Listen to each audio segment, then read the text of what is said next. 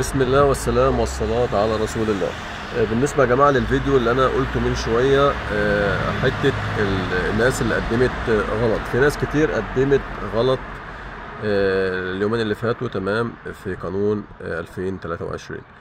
قدمت بدل ما تقدم في ديكريتو فلوسي 2024 قدمت في 2023، وللأسف مش هيطلع لهم نلا قسط نهائي.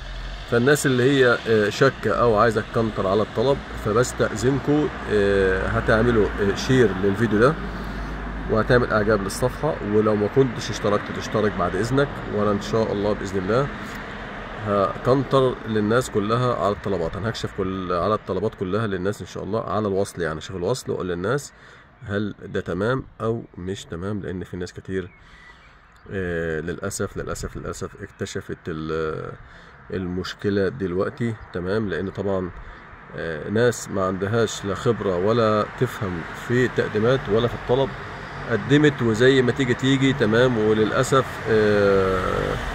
هتضر ناس كتير، تمام. أنا إن شاء الله من بعد ما هنزل الفيديو ده هتدوني 10 دقايق يا جماعة، من بعد ما انزل الفيديو ده او نص ساعه بكتير ان شاء الله، وهبدا ارد عليكم. تكونوا شيرتوا الفيديو يا جماعه على قدر مستطاعكم باذن الله، علشان يوصل لاكبر عدد من الناس.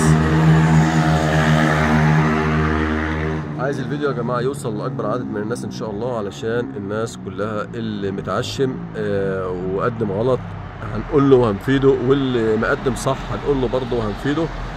وان شاء الله باذن الله خلال نص ساعه بالكتير هتواصل معاكم واقول لكم على كل حاجه على الواتساب، اللي هو 327 530 8183. والله المستعان. السلام عليكم.